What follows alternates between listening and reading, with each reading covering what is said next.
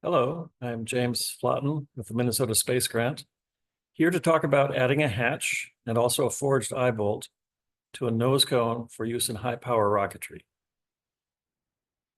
Switch my video. So here's a fairly typical nose cone. This happens to be 4-inch in diameter, but it has no good way to attach to it. Frankly, this piece of plastic here is much too weak. If you want to attach something, you'll need to put perhaps an eyebolt down in that hole. And so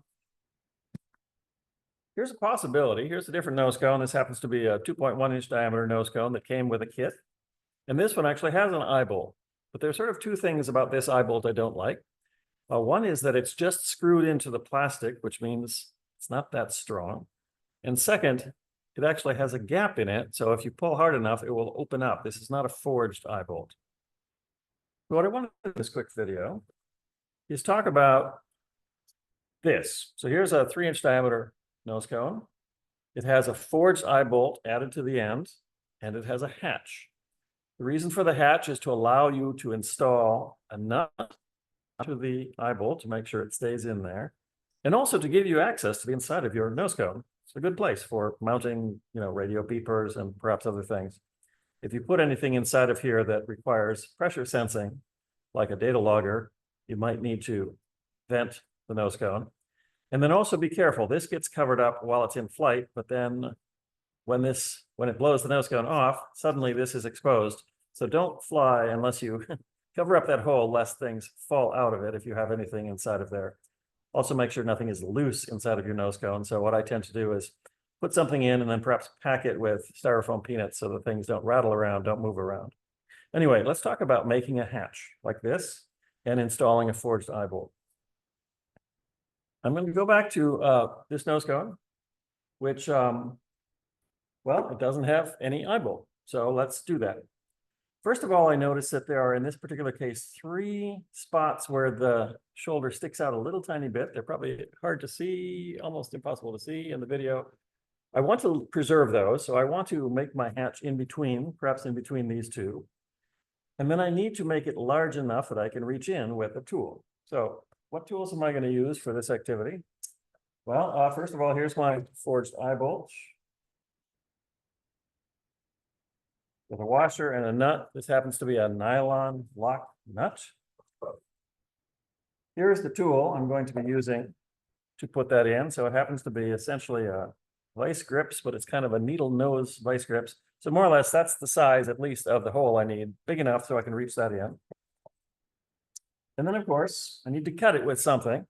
So I'm just going to choose a pretty stout knife. I would avoid breakaway knives, with the breakaway blades. Even though they're very sharp, they might break on you while you're pushing hard against this plastic. I would also avoid folding knives, lest they fold up on you while you're pushing hard. So here's a pretty stout and not very fancy knife. And then just a marker so I can mark where I'm going to put my hatch. Turns out I'm cheating a little bit. There is already a hatch here, but I've covered it up. So we're going to start over again. So again, I need to make sure my hatch is big enough for this tool. So that means it better be maybe about 3 fingers wide and between those 2 lines. So I'm just going to draw where I want to make my hatch. Right about here. Approximately here, maybe this size.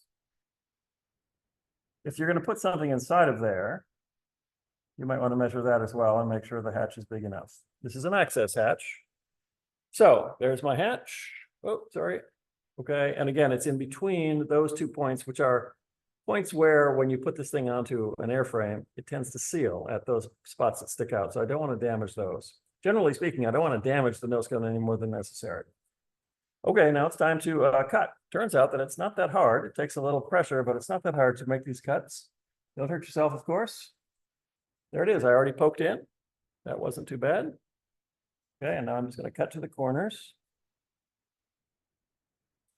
I'll turn around and finish that same cut to the other corner. Let me do the opposite cuts. Puncture. Can't really go around the corner, so you do have to puncture from scratch. Cut up. Okay, so now I've cut the two long ends. Now I'm going to cut the two short ends. Puncture. Cut to the corner. Cut to the corner. That one's ready. Puncture. To the corner. I'm very close. There it is. My hatch is done. That wasn't hard. Now what you need to do is drill this hole out to make sure that it accommodates this bolt. In this particular case, the hole is already bigger than it needs to be. And then I'm going to put the forged eye bolt inside. I'm going to put a washer on. I might use my tool to hold the washer while I'm trying to do that. Didn't practice this part. Tool is really to hold the nut, and the reason is the nut, as a lock nut, is going to be very stiff.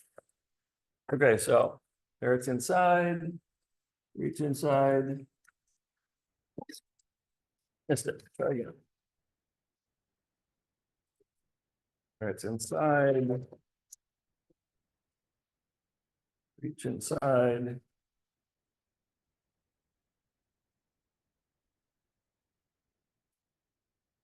Okay, this time I got it. Okay, so if I look in there, I can see that the washer is on. And now I just need to get the nut on top of that.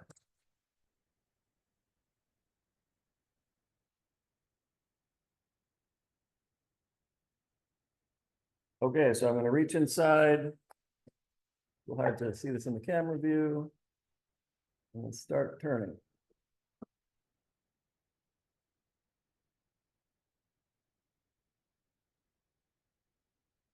And I've got it. Okay, so now I just need to tighten it up.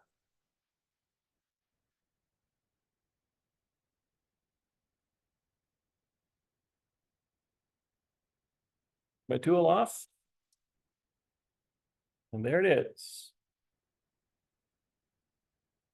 Solid attachment point.